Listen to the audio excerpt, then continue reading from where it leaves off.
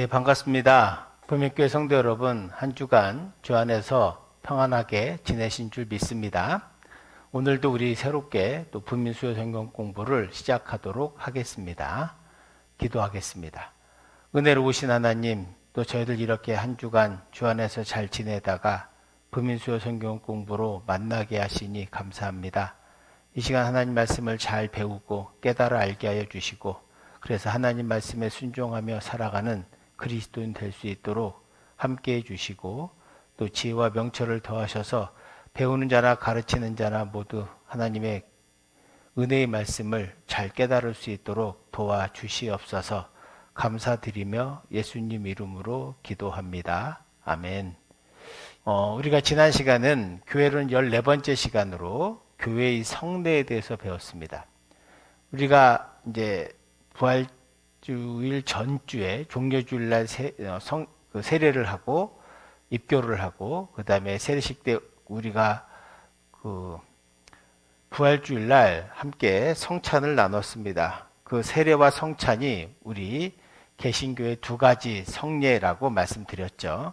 그리고 지난 시간에 생각해 보면 가톨릭은 7가지가 있지만 개신교는 기본적으로 성경에 있는 2가지만 인정한다. 그래서 오늘은 그 성례의 이제 세부적인 것으로 세례가 무엇인가를 함께 배워보려고 합니다. 저희가 이제 주부에 드린 세례라고 하는 교회론 15번 보시면 세례가 무엇인가? 세례라고 하는 것은 그리스도께서 세우신 성례이다. 그러니까 성스러운 예식이란 말이죠. 이 말은, 이 세례는 마태복음 28장 19절 20절의 말씀에 보면, 그러므로 너희는 가서 모든 민족을 제자로 삼아 아버지와 아들과 성령의 이름으로 세례를 베풀고 내가 너희에게 분부한 모든 것을 가르쳐 지키게 하라고 하셨습니다. 그러니까 주님께서 마지막 우리에게 그레이트 미션, 대명령, 대사명이 뭐냐? 세례를 베푸는 거예요. 세례를 베풀고 가르쳐 지키게 하라라고 하는 거죠. 여기서 말하는 세례라고 하는 것, 세례를 베풀고라고 할 때 이 세례는 주님께서 우리에게 명령하신 것이다. 세례는 다른 게 아니라, 세례는 중생, 우리가 다 배웠죠? 중생, 거듭남. 세례는 중생, 곧 영적 죽음에서 벗어나 영적 죽음에서 뭐가 돼요? 새로운 피조물이 되는 거다. 그러니까 세례는 결국 뭐예요? 세례는 하나님과 사람들 앞에서 세례를 받는다는 것은 내가 죽고, 내 자신이 죽고 내 안에서 예수님과 함께 태어나 내가 새로운 피조물이 되는 것이다. 요게 이제 세례라고 하는 것이죠. 그것을 상징하는 하나의 표징이다. 이렇게 볼 수 있습니다. 그리고 이것을 가능케 하는 것은, 세례와 중생, 새로운 피조물이 되게 하는 것은 뭐다? 성령의 역사다. 성령의 역사다라고 하는 것을 우리가 알 수 있습니다. 자, 1번 보시면 세례의 정의가 무엇인가를 함께 보겠습니다. 세례는 헬라어로 밥티조라고 합니다. 밥티조. 밥티조라고 하는 말은 적시다, 담그다, 씻다라고 하는 뜻입니다. 그러니까 세례는 예수를 그리스도로 고백하는 사람을 대상으로 베풀어지는 것으로, 물속에 들어가거나, 물속에 들어갔다 나오면 침례라 그러죠. 아니면 혹은 물을 뿌리는 의식을 통해서 예수 그리스도 안에서 내가 죽고 또 예수 안에서 새롭게 태어났다는 거예요. 그리고 중요한 것은 세례는 예수 그리스도와 연합하는 거다. 예수 그리스도와 연합하는 거다. 연합함을 상징하는 예식이다라고 하는 거예요. 그 연합이 뭐냐? 세례는 그리스도의 죽으심과 주님의 부활에 참여하는 거예요. 그러니까 예수 그리스도와 연합한다는 것은 예수 그리스도의 십자가와 부활에 참여하는 거다. 그러니까 내가 예수 그리스도의 십자가와 부활을 믿는 거다라고 하는 것이죠. 그러니까 이 세례라고 하는 것은 결국 우리로 하여금 예수 그리스도와 연합하게 하는 하나의 상징적인 예식이다라고 보시면 되겠습니다. 그러면 이 세례의 기원을 한번 우리가 보겠습니다. 세례의 기원은 어디서 시작됐을까요? 구약에서 보면 세례는 할례와 같은 겁니다. 할례가 뭡니까? 이스라엘 백성들은 다 어린 아이 때 할례를 합니다. 또 아브라함 때도 성인이 됐을 때도 할례를 해야 됐죠. 할례를 한다는 것은 뭐예요? 하나님의 백성의 표시입니다. 이게 구약에서의 표시이죠. 그것과 같은 것이 신약에서는 이제 세례로 나타나는 거죠. 세례로 나타납니다. 특별히 이제 우리가 세례를 기원을 보면 요한의 세례가 있습니다. 요한의 세례는 유대 민족에게 국한된 거예요. 왜냐하면 그는 우리가 잘 알듯이 요단강에서 이스라엘 백성들을 향해서 회개하라고 외쳤습니다. 요한은 세례를 통해서 곧 오실 메시아를 회개하고 그리고 하나님 나라를 경험할 수 있도록 그렇게 준비시켜 주는 것, 그것이 바로 요한의 세례라고 할 수 있습니다. 그러니까 요한의 세례는 한마디로 말하면 회개와 죄를 자복하는 세례였으며 오실 메시아를 준비하는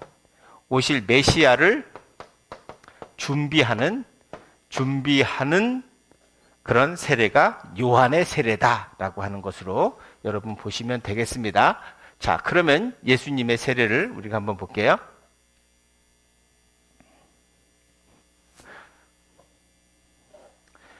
예수님의 세례는 새 언약의 세례다. 새 언약이라고 하는 것은 뉴 테스트먼트, 신약이라고 하는 말이고, 그럼 구약에 뭐 있어요? 구약에 이 세례와 같은 것이 아까 뭐라 그랬죠? 할례라 그랬죠? 할례. 이 할례는 구약이에요. 그러니까 구약의 할례가 폐해지고 이제 새 언약인 신약의 세례로 바뀌는 거예요. 대체되는 거죠. 그래서 할례가 새 언약인 세례로 대체되는 것입니다. 그래서 구약에서는 세례가 없고 신약에서만 세례가 존재하는 것이 바로 그런 이유입니다. 그러니까 구약에서는 이스라엘 백성들이 태어나면서 할례를 했죠. 그러나 이제 신약에서는 이스라엘 하나님의 백성된 모든 사람, 그가 유대인이든 이방인이든 어떤 사람이든 상관없이 새 백성이 되고 하나님의 자녀가 되었다는 상징적인 의식이 바로 세례라고 하는 것입니다. 그래서 참고적으로 이제 좀 보시면 종종 그런 질문 하시는 분이 있어요. 유아 세례에 대해서 질문하시는 분이 있는데 우리 개신교는 유아 세례를 인정하죠. 가톨릭도 인정합니다. 제세례파라고 있습니다. 제세례파. 유아 세례를 부정하는 사람들을 제세례파라 그래요. 이 제세례파는 종교개혁 시대 때 나타나던 사람들인데 성인 세례만, 그러니까 쟤는 다시 세례 받는 거예요. 그러니까 어린 시절에 받은 세례를 인정하지 않고 다시 주는 사람들, 그래서 제세례파라고 하는데, 이 제세례파들의 주장은 뭐냐면 자기 신앙의 믿음으로 고백해야 한다는 거예요. 그래야 그게 세례의 의미라고 하는 거죠. 근데 여러분, 이것은 하나만 알고 둘은 모르는 겁니다. 이 제세례파가 잘못된 문제는 뭐냐면 유아 세례를 주는 것은 바로 구약의 할례에 대체하는 거예요. 신약의 새로운 세례로 이제 바뀌었단 말이에요. 왜냐하면 구약에서 할례는 이스라엘 백성들만 하는 거거든요. 근데 할례의 의미는 뭐냐면 하나님의 언약 백성으로 어린아이가 태어나면 바로 합니다. 일주일 안에도 하고 한 달 안에도 하죠. 그럼 그 어린아이는 하나님의 백성으로 내가 고백했냐? 아니라는 거예요. 그럼 그들을 왜 주냐? 그것은 그 부모가 예수를 믿어 새로운 하나님의 자녀가 되었고 그의 자녀들도 함께 하나님의 새로운 언약의 백성으로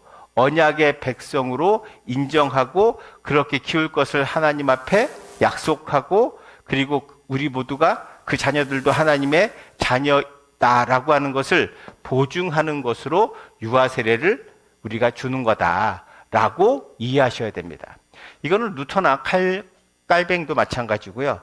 이 유아 세례에 대해서 오해하시면 안 됩니다. 그래서 유아 세례는 주는 것이 당연하다. 만약에 유아 세례를 주지 말아야 한다라고 한다면 그럼 어린아이에게도 구약에는 할례를 받지 말아야 되는 거죠. 그러니까 이거는 모순인 겁니다. 그러니까 제세례파는 오직 거듭남, 그러니까 교리적인 것, 그 다음에 자신의 신앙으로 믿음 고백하는 것, 여기에만 있는 거죠. 그래서 우리가 15살이 되면 입교라는 걸 하잖아요. 입교는 유아 세례를 받은 사람들이 합니다. 그 입교는 자신의 입으로 신앙을 고백하는 거죠. 그러니까 유아 세례는 하나님의 언약 백성임을 확인하는 것이고, 그 아이가 믿음으로 잘 자라서 15세 때 내가 이제 예수를 그리스도로 믿습니다 라고 고백하는 거죠. 모든 하나님과 사람들 앞에서, 공동체 안에서. 그러면 그 자녀가 입교로서 세례받은 자로 확증되는 것입니다. 저는 그래서 유아 세례가 중요하다라고 생각하고요. 그 유아 세례는 행해져야 한다라고 봅니다. 자, 세 번째. 그러면 세례의 의미에 대해서 한번 보겠습니다. 기독교의 세례는 예수의 이름으로 주는 것이 특징입니다. 세례를 통해 예수 그리스도와 연합하는 것이며 하나님의 구원의 은혜를 받는 것이다 라고 하는 거예요.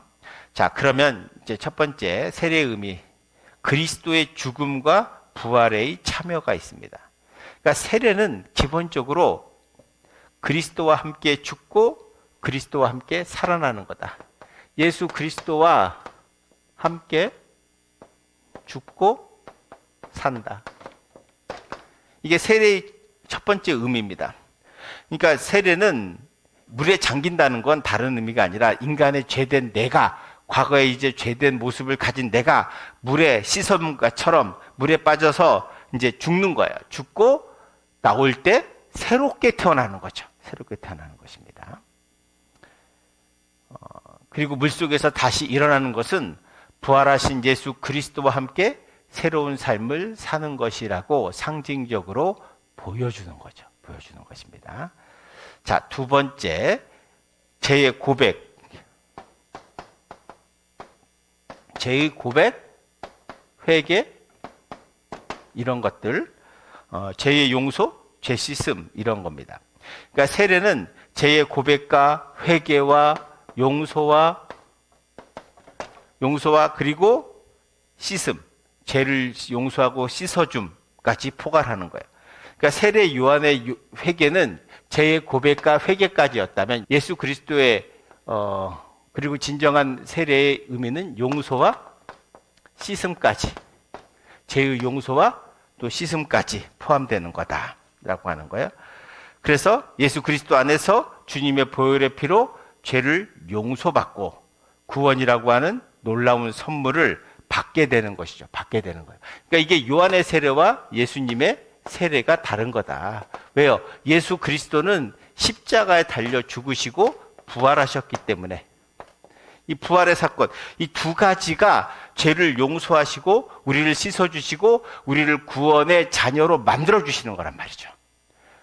그래서 이 세례라고 하는 것이 얼마나 중요한지를 여러분이 잘 보셔야 되고 세례의 의미가 무엇인지를 잘 아셔야 합니다. 그래서 세례는 더러운 나를 씻는 의식이면서 동시에 새로운 피조물로 거듭나게 하는 것이고 죽었다 다시 태어나는 것인데 죽었다 다시 태어난 건 예수 그리스도밖에 할 수 없는 거예요. 그래서 예수 그리스도의 이름으로 우리가 죄에서 죽고 또 새로운 피조물로 주 안에서 새롭게 태어난 거다. 이렇게 이해하셔야 합니다. 세 번째, 그리스도의 몸에 속함. 세 번째, 예수 그리스도와 연합. 연합이라고 합시다. 그리스도와의 연합은 그리스도의 몸의 일원이 되어 예수를 고백하는 성도들과 결합해서 그의 몸된 교회 공동체 성도들과 함께 교회에 속하게 되었다라고 하는 의미입니다. 그래서 세례자는 그리스도인들과 함께 한 몸을 이루며 한 믿음과 한 성령과 한 희망 속에서 한 하나님을 모시고 살아가야 합니다. 우리 갈라디아서 3장 27절의 말씀을 한번 보겠습니다. 누구든지 그리스도와 합하기 위하여 세례를 받은 자는 그리스도로 옷 입었느니라. 여러분, 누구든지 그리스도와 합하기 위하여 세례를 받은 자는 그리스도로 옷 입었다라고 말했습니다. 바로 이 그리스도로 옷 입었다라고 하는 것이 그리스도와 연합되었다는 것이고, 왜 그리스도의 연합이 중요하냐? 그래야 우리가 교회 공동체, 즉 예수 그리스도가 피값을 주고 세우신 이 교회는 그리스도의 몸이잖아요. 이 몸된 교회를 교회의 공동체가 되고 그리고 교회 안에서 우리가 하나로 한 몸이 되어 주님을 섬길 수 있기 때문이다 라고 하는 것입니다. 자, 네 번째는